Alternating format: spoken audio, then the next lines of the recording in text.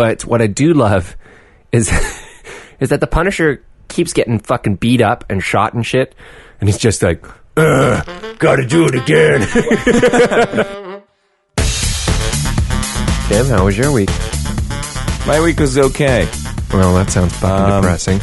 Let me tell you, Tim, you put out some great content this week. I put out some great content, yeah. So what I do every year is I put up this montage video. I don't know if I talked about it on the podcast last year. We were probably taking our break at that time. I think we were in hiatus mode. Our Christmas break. Yeah, we should do one of those again. We did, kind of. Yeah, I mean, you went to Australia, and then I was like, I'll only do them every 2 weeks instead of one. Oopsies. And I'll get these guys who are super nervous and don't really like... You're actors! Anyways. It's just a weird situation for anybody, Lucas. We've been over this. Yes, I know. I mean, holding up this giant dildo to your mouth is quite difficult. Anyway, so I put up these videos every year, these gaming videos, they're montage videos. So that's kind of like almost... I kind of think of it as like a trailer for the year's video games. Just kind of set to music, all kind of played out real well. And my first one I ever did was like really successful. It was in 2013, got 80,000 views in a week. I was like, wow, this is great. Like from now on, like these are only going to get more popular. Nope. The one after that, it got like 8,000 views. And then the one after that actually went back up. It went to 68,000, which is pretty fucking dope. But then last year, 5,500. And today... I released this one 2 days ago, 500 views. So I don't know, like, what kind of... I feel like this is going to be me ranting about the state of YouTube. So this is a rage cage about the state of YouTube. Okay, rage cage. Play rage cage. And almost what it's become is this fucking shit show of just content. We need content. And it's people putting up shit every day, even if it has no value. Yeah, they constantly just because I mean, that's what you should do, because to get to yourself to the top, you just keep creating content so people can see you and keep promoting you and upvoting you and liking and sharing your videos and content. Like, things like the Philip DeFranco show hold value because it's a daily news show. Yeah, and he only does it 4 days a week. He only does it 4 days a week. Yeah. Makes sense to me. But then there's people who... There's this one the fucking Logan channel. Pauls or the Pauls of the internet. Those kind of guys. Even like little channels with like 50,000 subscribers, like this one that keeps popping up in my suggested feed. Yeah. It's this guy who discusses all things like superhero movies, TV shows and stuff, because I watched a couple of videos about Justice League. Now his shit just pops up all the time. And every single little thing that comes out, every little announcement about every TV show, every movie, a trailer, he'll play the trailer in front of his videos and he'll talk about it for like 10 minutes. And I'm like... Every day this guy's putting videos out. I'm like, this is fucking shit. Like, I don't want to hear you talking about this shit. You had one decent video that I liked, and now for some reason YouTube's algorithm is like, give him more, give him more. He liked this, let's give him more of that. Like you watch, for example, you said last night you watched a lot of Graham Norton. Yeah. So now your suggested feed. Oh, my suggested feed's going to get fucked with Graham Norton suggestions. I know. I'm like, oh, well, it's fine, because Graham Norton's one of the best TV hosts, I think. He's really good. He's really funny. And the fact that he allows the guests to drink really gets some great conversations going. Well, and they're all on the same couch at the same time, so it's not this awkward like one-on-one situation where it's like, how are you? How is the movie? Yeah. Or I watched last night. I watched the Star Wars cast being interviewed on Jimmy Kimmel, and they had 4 of them out there at first. It was just Luke Skywalker, Mark Hamill, Rian Johnson, the director, Daisy Ridley, who plays Rey, and then Adam Driver, who plays Kylo Ren. Just those 4 at first, and then they brought like 6 other people out. They brought out Andy Serkis, brought out Laura Dern. What does Andy Serkis play? Supreme Leader Snoke. Oh, he does. Okay, cool. Yeah. Laura Dern, who's playing this new Resistance leader, Republic leader. Yeah. This other Asian girl is playing Rose. I don't know the actor's name, but she's playing a new character, Rose. Oh yeah. Oscar Isaac, obviously handsome face. Captain McBadass. Captain Phasma. Yeah. What's her name? Brienne of Tarth. I forget her name. I can't remember what her name is, yeah. And then there's one other, but like they brought out these 6 people, and then it was so awkward because Jimmy was like obviously trying to include everybody, but he'd ask each individual person a question, and then like there's 9 other people just sitting there like, Oh yeah, I remember that. Yeah, and it was like, it's a cool idea to have them all there, and it's really cool that they're obviously promoting the movie, but it was like so awkward. Whereas with Graham Norton, there's 3 or 4 guests. They're loosened up with alcohol. Yeah. And they're having a good time. They're just chatting. They're just chatting, and they're usually, like, one of them will tell a story. Like, the one I saw last night was, like, Chris Hemsworth. One of my favorite ones was Chris Hemsworth tells a story of a bad Thor joke he kept hearing over and over again, where he's like, oh, Thor went out with this lady and then woke up the next morning and said, sorry, babe, I have to go. I'm Thor. She's like, you're Thor? I can barely walk. and they all started laughing. And then someone else on the couch was like, speaking about not being able to walk. And then, like, the conversation went from there. And that's what I liked. Whereas, Jimmy Kimmel's like, so how did you prepare for this role? Yeah. I'm Mark Hamill, so I just had to be me and not be the Joker. Yeah, like Daisy, how did you prepare for this role? Yeah, how did you prepare for your role? One of the questions was he asked the actress who plays Brienne of Tarth / Captain Phasma. That's what I was going to look up. He asked, like, how Gwendolyn Christie, that's her name. Thank you. Yeah, I just fucking remembered. He asked her, like, so, like, are Jaime Lannister and Brienne going to get together? I'm like, this is like irrelevant. It's like tabloid bullshit. When you've got the entire cast of the new fucking Star Wars movie there, ask better questions. Like, who's on your staff? Like, someone's like, oh, I love Game of Thrones, and I know this is about Star Wars, but let's ask Game of Thrones questions. I'm sorry, I'm a Star Wars fan, so that kind of pissed me off a little bit. But yeah, otherwise, good week. Jimmy Kimmel, Jimmy, I'm going to stay on this late night hosts. Late nights. Jimmy Kimmel and Jimmy Fallon have kind of fallen off the map for me. Jimmy Kimmel has gotten just boring. Formulaic. Yeah, super formulaic. And then watching Jimmy Fallon, it's all about his fake laugh. Well, it's about that and the games that he plays. And the games are so fucking the interviews stupid. aren't very good. No. The games aren't very good. Whereas, like, if you watch, there was an interview with Ben Affleck 2 or 3 weeks ago for Justice League on Stephen Colbert. I was going to say, Stephen Colbert is still up there for me. Yeah, he asks Ben Affleck, he's like, you've been accused of sexual indecency, and, like, what do you think of the whole situation, blah, blah, blah.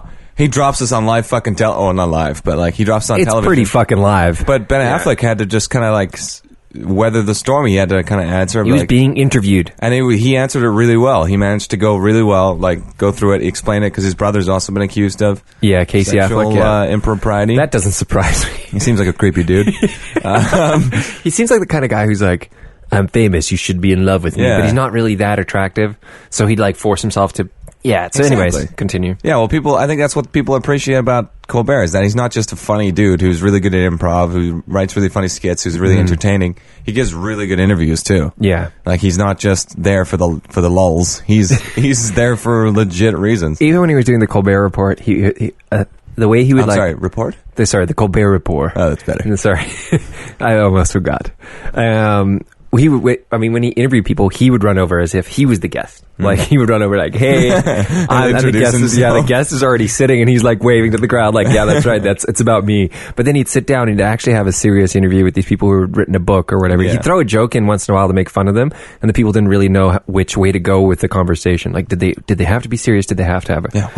What is his game here? I don't know what he's getting at. This is very difficult to read, and that's what I love. And but I mean, Stephen Colbert in general, just a very smart guy. I've seen him out of character, out of performance.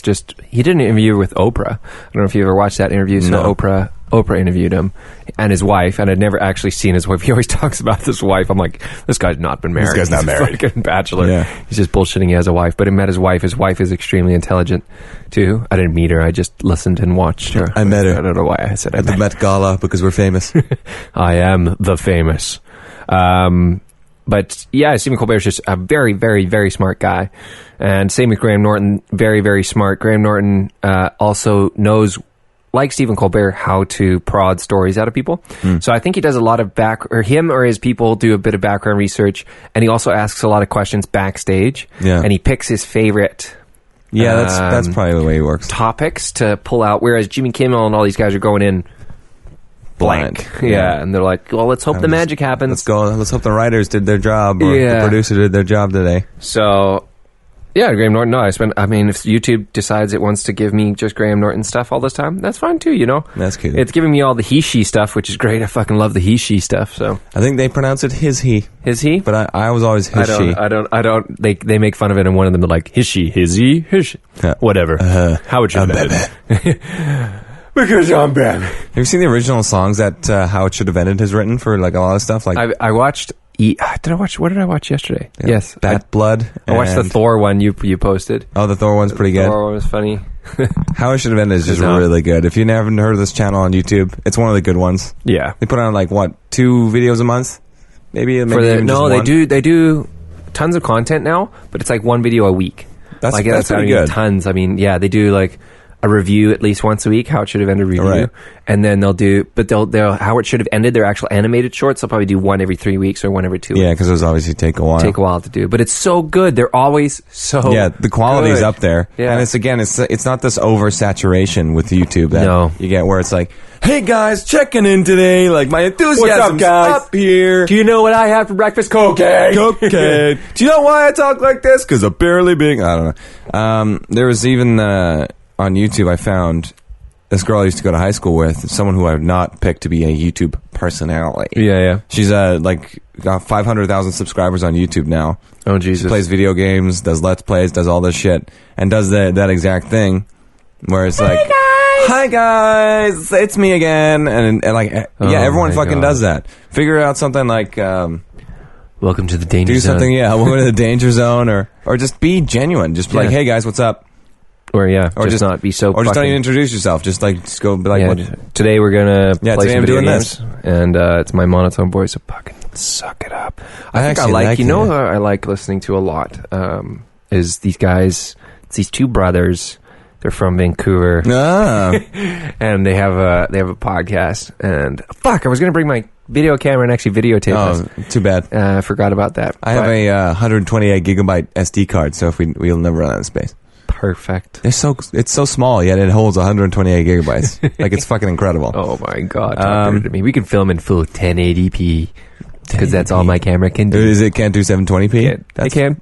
Oh, you can downgrade. Okay, good. I can downgrade. That's good. But there's one other YouTuber. Since we're on this YouTube train right now, let's fuck them all. There's one guy who does. I started watching a couple of his videos because he plays Battlefront. Oh yeah. And before it came out, he got an earlier review copy or something. So I watched a couple of his videos before I bought the game. And this guy, he has a naturally really, deep voice. Kind of like mine, but deeper. Oh, wow. His is a lot deeper. You can't even... Tim, we have to gain your voice. We can't go deeper. Sometimes when... The mics just don't even pick your voice up. Yeah, it's so deep. It's like, what the fuck? And then... so he's got this very deep voice. He does this narration. He's very good at using his voice. He's almost like... I feel like he maybe worked in radio or he did voiceover or something. He's very good, but sometimes he forces it. And he's always like, hey guys, what's up? But I can't even imitate him because it's so... Are you talking about ACG? No, not ACG. ACG is really good. Yeah, he's Andy Carragher. He's got a very natural kind of... But this MassiveG guy, his name's MassiveG on YouTube. He's got 500,000 subscribers. Yeah. Really popular. Seems like a cool guy. I've heard his natural voice on a live stream. I watched one of his live streams when he was playing Battlefront. It's still super deep. But when he does his pre-recorded things... He puts on this persona where he exhales at the end of each word. That's what that's what almost radio people or voiceover people do, just to add this gravitas of every word has an exhale at the end. It all means it all has weight, and he draws things out way too much, and it's like. Dude, for people who listen to it, I've read the comments and dude, your voice is so epic, blah blah blah. But for me, it's a kind of annoying. It's another one of those rage case things where I know you're faking it, man, but you don't have to. You don't have to fake it. Your voice is good enough on its own. You know what I find? I mean, guys, we were talking about people who are daily guys who come on hey, this is my life, this is my vlog, blah blah blah. Oh yeah, those vlog things. Yeah, those suck. I don't know how people watch those. I used to enjoy Tobuscus. I enjoyed Tobuscus's vlogs because they were 3 minutes long. Yeah, I was great. Some of them now are 15 to 20 minutes. I'm I don't have that time. No, I'm not watching 20 minutes of your fucking day. I got 16 other people to watch. I gotta watch these other people's lives. But so I started. I like watching reviews of stuff, even stuff that I'm never going to buy. So I for instance, I watched iPhone X reviews to see what it's like. Yeah, I mean, want to see I keep an open mind compared to your own phone. Yeah, keep an open mind. I mean, I'm never ever going to buy an iPhone, but I keep an open mind. I'm not going to bomb North Korea, but I'm also going to bomb North Korea next week. Yeah, I keep an open mind. Keep an open mind. But so I was just perusing through some of these YouTube reviewers. There's a lot of unboxing. Holy fuck! Talk about so much vloggers. Right? There's so many unboxing. There's so many reviews. I don't know which one's to pick, but I did come across this one from a Canadian guy, Marcus Brownlee. Oh, I love that guy. Yeah, really good. I'm subscribed to his channel. He's really fucking good, and I found out that he plays Ultimate Frisbee, and he's a big Ultimate Frisbee guy. So I started like researching this guy. He's I think he's from Montreal, Toronto. Oh, that's crazy. Well, he plays for the Montreal team, I'm pretty sure. I don't know if he's actually Canadian, right. But yeah, I love his reviews. Like his are so good. So good. I watched tons of his reviews. And I think if anything, like I will look for his review first. Same with ACG. If I'm looking for a video game, I will go for ACG because I've watched some of the IGN ones and I'm like, meh. I used to love the game trailers reviews.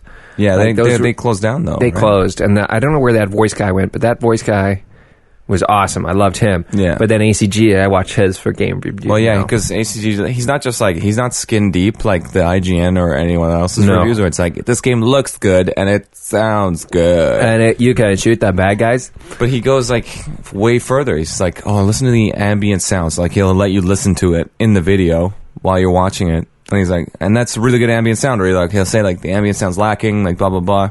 Yeah. Really cool. And then he also reviews it on all the platforms. He does Xbox, PlayStation, and PC. Yeah. Which is like, no one fucking does that. No.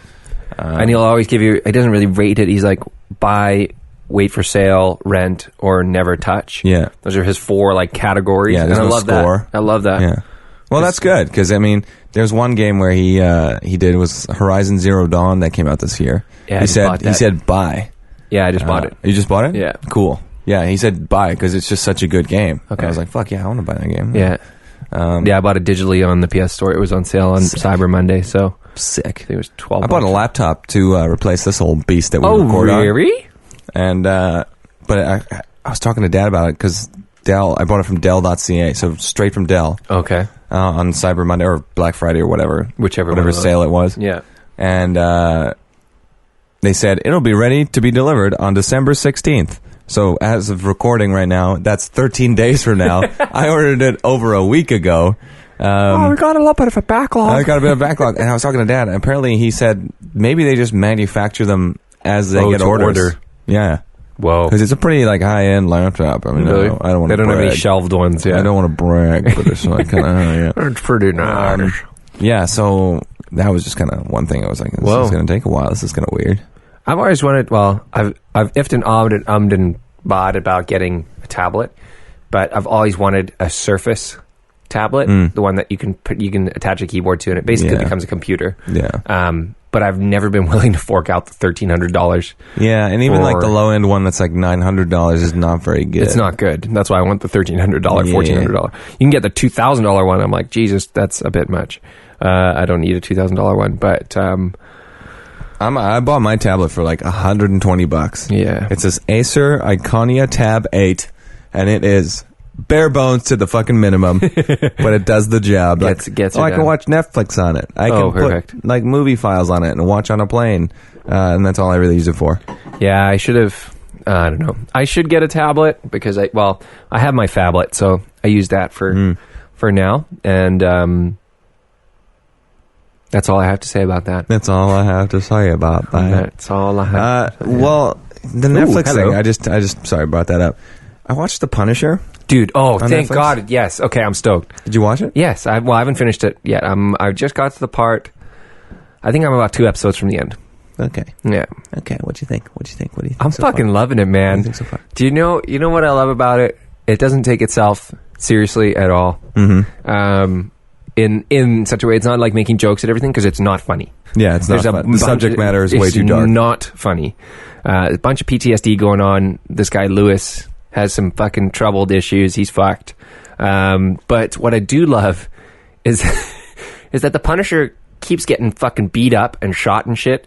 And he's just like, gotta do it again.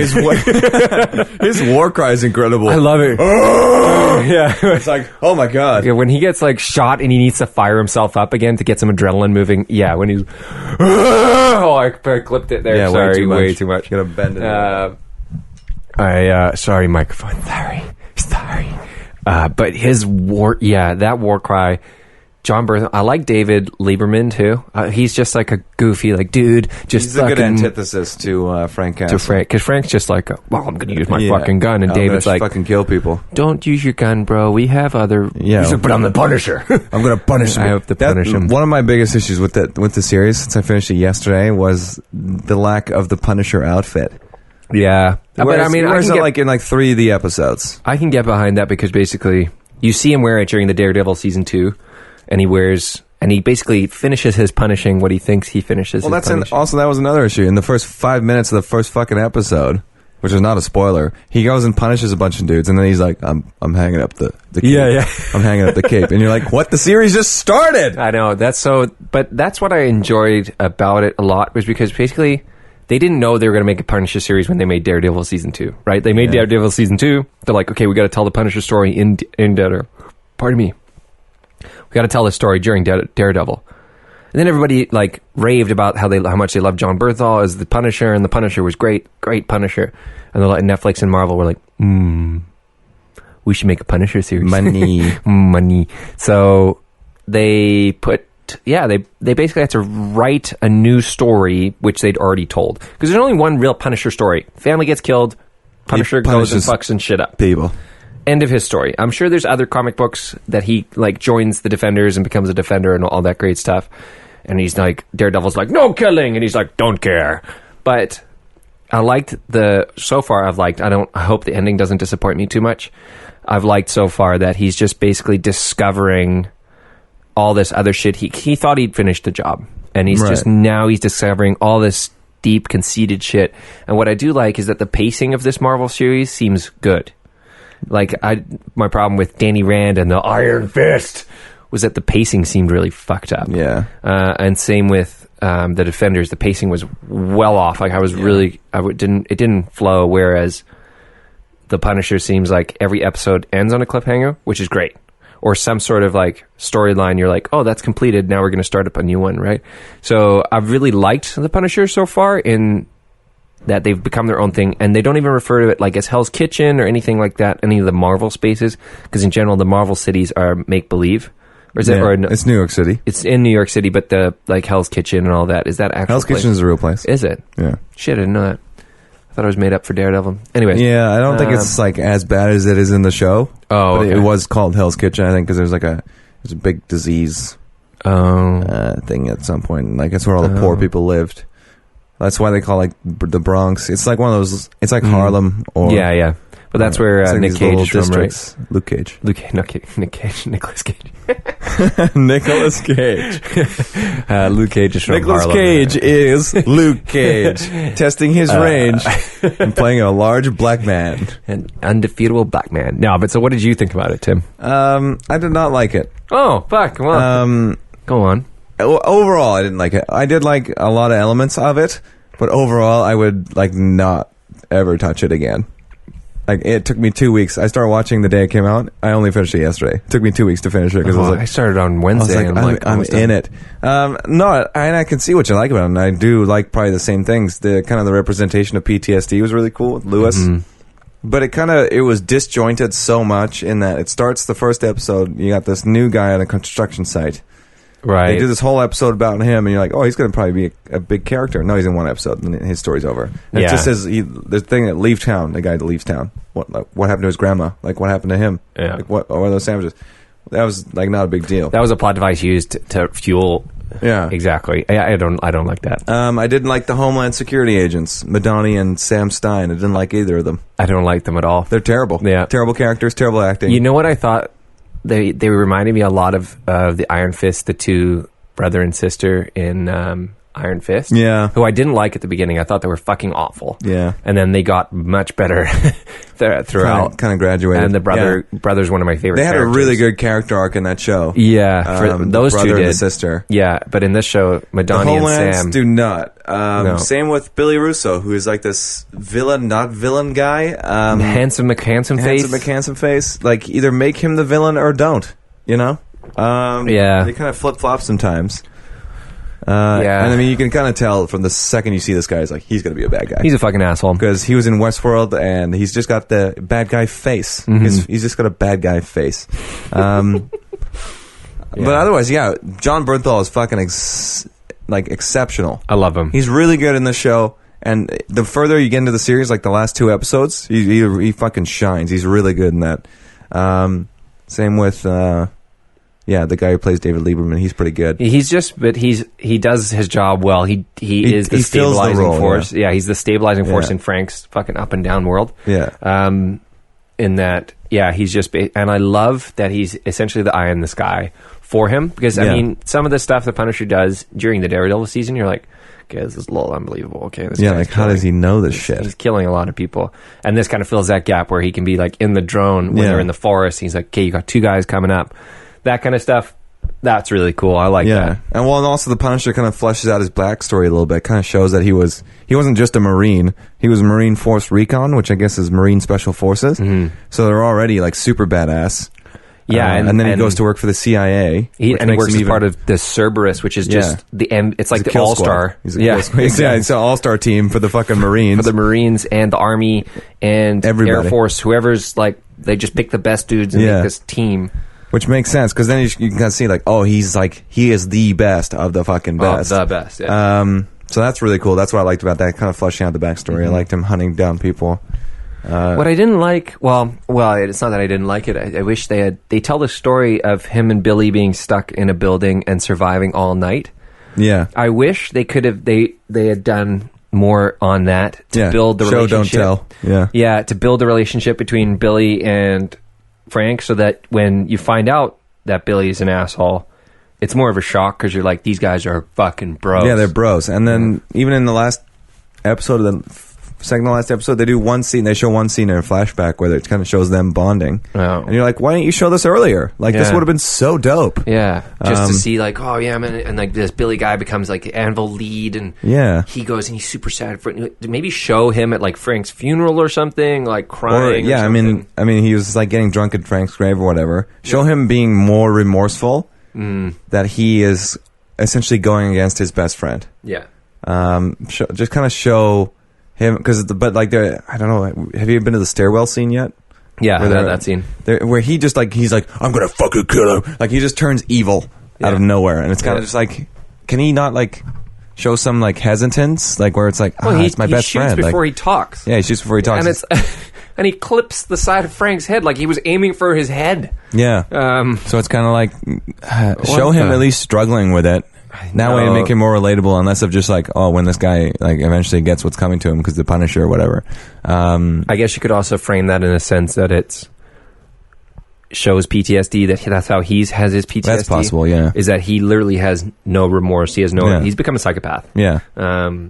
Yeah, because some people do like that. They just get locked in that mindset. Yeah. And again, that could be another issue they could focus on in the show, is like, you have Lewis who doesn't feel like he belongs anymore. Yeah. You have Billy who just doesn't care. He displaces his feelings. He just changes his military life to his private military life. Mm-hmm. And then you have, what's the black guy's name? Curtis. Curtis. He helps other veterans I love deal Curtis, with their man. PTSD. Yeah. So there's like 3 different avenues you can explore, like 3 different ways it could go. And kind of show it to people in the public, like, these people are real. This shit is happening to them. Yeah. Yeah, the Punisher is good. I'm going to finish it probably this evening, so I'm stoked for that. Yeah, the ending's really good. Okay, good. Okay, good. And then I'm going to watch, what is it? Killer? Not the serial killers one. What is it called? Mindhunter. Mindhunters, yeah. So I watched that. Is it good? It is. Okay, good. It's a bit slow. I imagine I think some people think it's going to be like a murder mystery. No. It's more about the psychology of the serial killer. Yeah. But it's still really good. So I'm going to plug a book. A couple of books I read while I was in Australia. So I read, I'm trying to crush through all the Michael Connolly books. He writes the Harry Bosch series. He also writes the Lincoln Lawyer. TV series based on Bosch. Yeah. So I've started watching that as well. But so I read 2 of the books. So one of the books I read was about a serial killer who's discovered. He's basically, his serial killer is he kills cops, but he makes it look like suicide.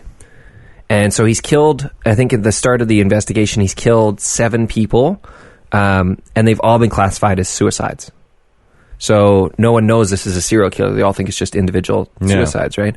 And then this reporter his brother is killed, and then he goes to figure out. He's like, I don't think my brother would kill himself. There's no. Right. Everyone thinks that, right? Like, no, my brother would never. Yeah, kill they would himself. never do it. So he goes and he investigates, and he gets to that point. He's like, nah, fuck, maybe he did actually kill himself. And then he comes across this one clue, and figures out that basically there's this serial killer who's doing it to multiple. He's done it to multiple people, and he's left a note from Edgar Allan Poe. He's always left a line from an Edgar Allan Poe as the like suicide note. There's no suicide note besides this line from Edgar Allan Poe.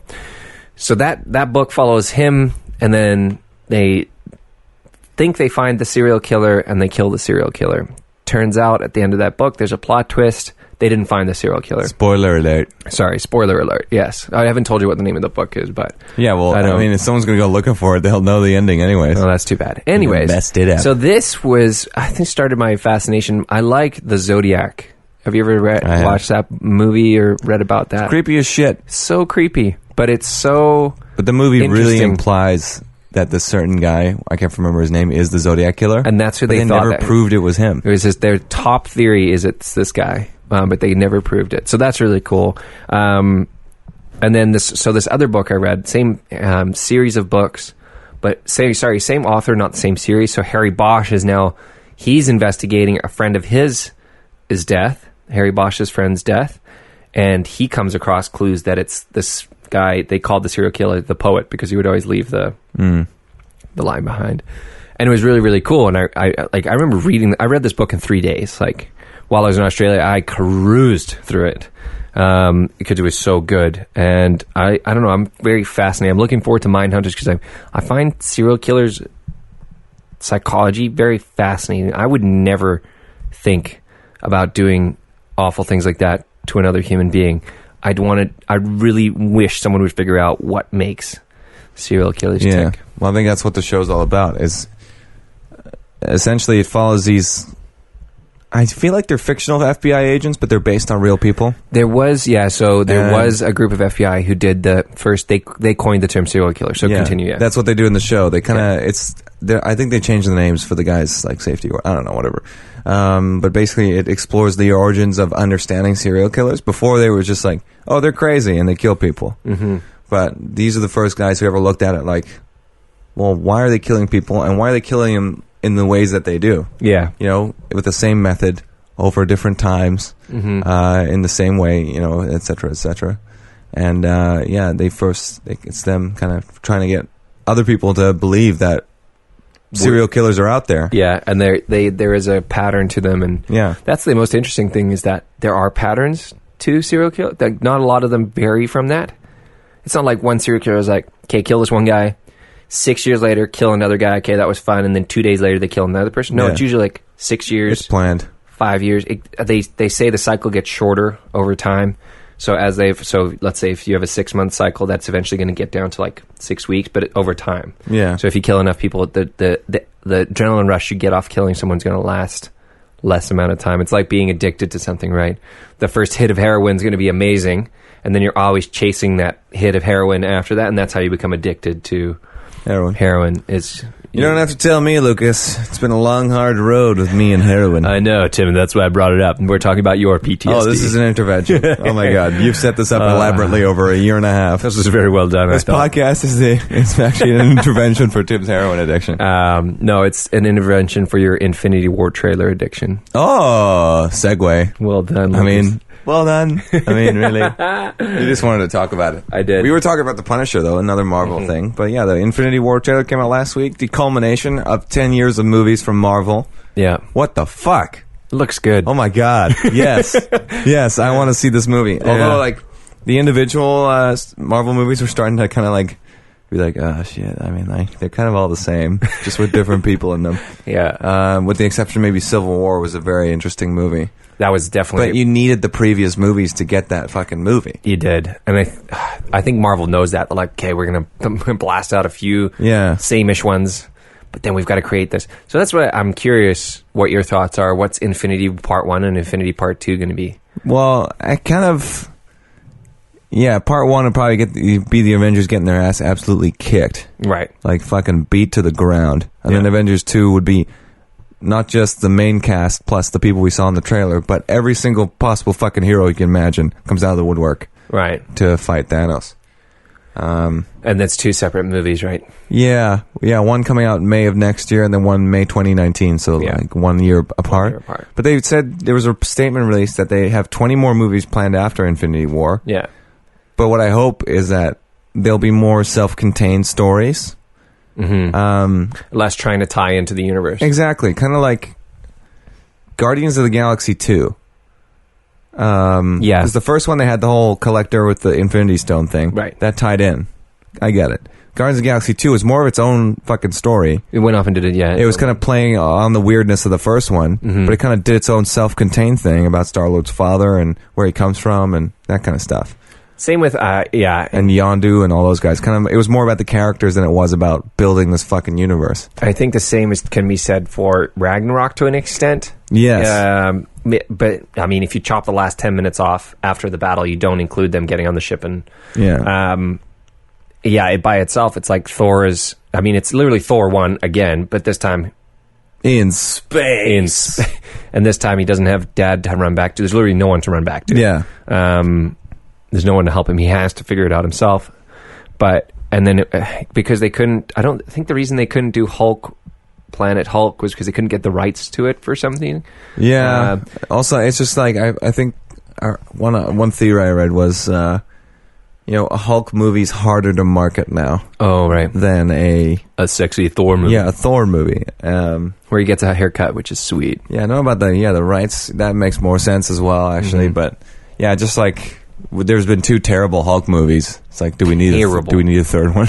Oh, God, terrible. It's like with the Spider-Man movies. It's like Spider-Man 3 and then Amazing Spider-Man 2. It's like, do you need to reboot it again? They nailed it, but... They did, and I think it was really funny very poorly. They got 2/3 of the way through their second Spider-Man reboot, and they're like, you know what, that one's done. You know what, we're fucking selling this to Marvel. We don't give a shit. Oh, shit, we fucked up. We had 6 evil guys in one movie. We can't do that. Well, Sony still technically owns the rights. They're just partnered with Marvel, so they made a good choice. They're smart. Because they still make all the money. Smart. But Marvel just gets to keep Spider-Man in their... Thank God. And Marvel's just like, you know what? That's fine. You know what? Honestly, we need him for Infinity War because it's going to be fucking dope. Yeah. So... what was the other thing? Oh, yeah. And then... Because that was a HISHE thing I watched. Sorry, he thing I watched was... about the Spider-Mans and the reboot of the year. Who gets the reboot of the year? And it's the Superman Fantastic and Batman. Four. Yeah, Fantastic Four gets it. Oh, man, because they fucking suck, too. Yeah, it's also... It's Fox, 20th Century Fox. Yeah. And they might sell to Disney now. Or Disney might be buying 20th Century Fox. Yeah. So then X-Men and Fantastic Four can join the Avengers. Oh, that'd be so aggressive. I like that the X-Men's their own thing. I'm for well, even that. in like the Marvel universe, they are their own thing. Oh, okay. But they do like interact with the Avengers. They do, yeah, and that's why Deadpool can get away with having Josh Brolin in it. Yeah. Also because of the fourth wall. He's going to make a Thanos joke. He is. It's like, hey, didn't I just see you last month in Infinity War? No, that wasn't me. No. What are you talking about? Look at the camera. Yeah. Come on, guys. Yeah. I just hope... I wish we could have Thanos for more than 2 movies. I guess... well, he's been in more than 2 movies. He's been building up. It's been like, I'm coming for them. He sent Loki to try and fuck their shit up, and it didn't work, and Loki's like, sorry. But in the trailer, he's handing the Tesseract to him. I know, because I think he's bargaining for the lives. To save his fucking life. Yeah, for him and the rest of the Asgardian ship, unless that's already been fucked up.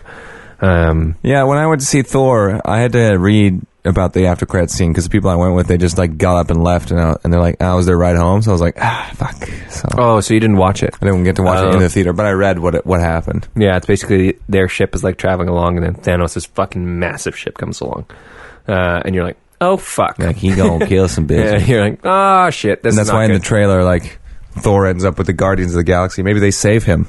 Yeah, I would say they probably like come in and like rescue him because obviously Gamora wants to hunt down Thanos. Yeah, so they're probably tracking him somehow. And then they're just like, oh, who's this short-haired blonde guy? Yeah.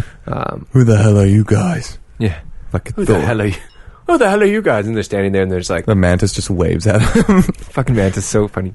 Dude, yeah, the Guardians interacting with the Avengers is going to be fucking hilarious. It is going to be. Because did you watch this series, the new series on Netflix? There was a couple of them. There was like Avengers Assemble, and then the other one was Earth's Mightiest Heroes. So yeah, and then I watched that one. Right. So there's one where the Guardians come down at one point. Again, it's around the Infinity series. And they're hunting a fugitive or something. Right. And then they like kidnap one of them, and they're like, "Who are you guys?" We're the Guardians, man. We're the Guardians of the Galaxy. And then they get beamed off the planet again. They're like, "Who was that? What the fuck?" Even in that one, do you know who voiced Star-Lord? Christ Pratt, the Master Chief. Like in that episode, the guy who voices Star-Lord is the same guy who voices Master Chief. Okay. What was in your video? Was that Halo Wars 2? Was those cutscenes? 2, yeah. Okay, good. So I was like, did I miss a Halo game? No, I didn't. That's next year, isn't it? 6? Yeah. 6. Yeah, maybe. Depends. Oh yeah, it's 343. They take their time. They haven't announced it. That's fine. Yeah. Well, they got Microsoft money behind them.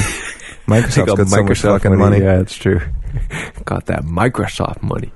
A cool $500,000. I'm not gonna let you a cool $500,000. Yeah, Brooklyn Nine-Nine. Yeah, I can't wait. Like I would watch that on TV, but it's such a bingeable show. It is. Where it's like, I want to watch 10 episodes in a day. Like, I don't care. That Blue Mountain State's another one of those where whenever I want to go out and get fired up about something, I will just turn on Blue Mountain State. And you know which episode I'm watching? The oil change. The oil change. I was a little disappointed when Alan Ritchson, the guy who plays Thad, did not get cast as Shazam. I know. Me too. I mean, Zachary Levi is cool, but like Alan Ritchson. Like he just didn't have enough a 12-year-old. Yeah, he didn't have star power. Yeah. Well, Zachary Levi is like, he's a B-lister. I think he's got more than he's a B-lister Alan, for I know, sure. But he's got more than Alan. That's the thing. I guess Alan Ritchson's like a C-lister. Definitely. But still. But he was in the Hunger Games. He died. He died in the Hunger Games. He was also in Teenage Mutant Ninja Turtles. Oh wait, he was a CG turtle. Yeah. He was a CG fucking turtle. You couldn't see his fucking amazing abs. Yeah, he would have been really good just for the physicality. And I think for acting like a 12-year-old trapped in a man's body, I think he would be perfect. So perfect. Oh, jeez. Yeah, and then what else am I? Yeah. What else did I watch that was coming out? There's not a whole lot happening over the holidays here. Star Wars comes out in less than 2 weeks. I know, but Jumanji is another one that's coming out. Are you excited for that? It's just another rock kind of. It's just another rock movie where it's like, let's reboot stuff with The Rock in it. The Rock's in it. Cool. I know. He's a cool guy. I mean, I'd love to meet him. I'd love to hang out with him. Know. But sometimes your movies aren't good, Rock. No, and so what was I? Oh yeah. So speaking of The Rock, when Ryan Gosling won a Golden Globe last year, and Andrew Garfield and Ryan Reynolds kissed. That was something I watched on Graham Norton as well. So Andrew Garfield's, we're talking about former Spider-Man. Former Spider-Man. He was being interviewed by Graham Norton, and he is sitting on the couch. And Graham Norton asks him, he's like, "So, do you want to tell us a little bit about your smooch with Ryan Reynolds?" And he's like, "Oh, yeah, that was brilliant." So we're sitting there, and he's like, "Well, if I win, Ryan, if you win, kiss me instead of your wife."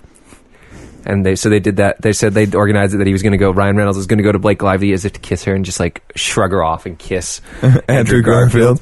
But instead, Ryan Gosling won. So for whatever it was, best actor in a something or other, and La La Land probably La La Land. And so apparently Andrew just leaned into him. He's like, "Do you want to do it anyway?" And then so they kiss, and then there's a picture of Ryan Gosling's walking up the stairs to accept his award. Just to the right of the picture is The Rock, who's like looking at him like all smiling, like, "Hey!" And then way off in the background on the left is Andrew Garfield and Ryan Reynolds kissing. Making out. Oh, it's like Ryan Gosling's moment. Not anymore. It's now Ryan Reynolds and Andrew Garfield's moment. Who won that round? Who won that round? Exactly, Ryan's. Both from Canada. Fucking so Ryan's good. From Canada. Have you seen La La Land? I haven't. No, it's fucking amazing. I haven't seen the other guys either. I should watch that. Because I watched him and Russell Crowe get interviewed. Oh, sorry, The Nice Guys. I've seen the other guys. Is fucking hilarious. I've seen the other guy. It's if you can want to do like a double feature where La La Land will depress you a little bit, and then you pick yourself up at the end with The Nice Guys. Do it, because The Nice Guys is like, I'm trying to, if I can compare it to something. It's just a really witty movie. Okay. It's like really just kind of like the humor's not shoved down your throat. It's just kind of there, and you're like, "Fuck, that's smart." And the way they fucking do it, you're like, "Shit, yeah." That's smart. Fuck, that's smart. Yeah, that's the way to go. That's the way to go.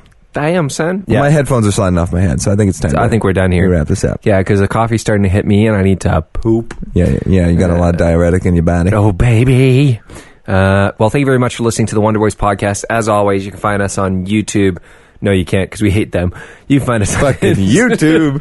Find us on Instagram, Twitter, Facebook, Wonder Boys Cast, and hit us up on podcast.com, Google Play Music, Spotify soon. A little bit of Reddit. I'll post this on Reddit this time. See if we can get a bit. iTunes as well. Search it on your iTunes podcast app. That's for all you guys who own an iPhone. Just open your fucking iPhone. Podcast app. Podcasts. It's. I know it sounds difficult. You know what? If you need help, send me an email at tim@wonderboys.com, and I will help. .ca. Sorry, not .com. Take that back. tim@wonderboys.ca. And I will. I'll come and help you. I've worked in IT. I'm going to give you step by step. I'll hold you by the balls and fondle them. IT, fondle the balls, stroke the shaft. You know, all that good stuff. Fucking IT, buddy. Fucking right on. Yeah, thanks, man. Don't try and force the song, okay? Because I'm not going to use it if you're trying to force it. When your baby leaves you all alone. And nobody calls you on the phone. Don't you feel like a crying?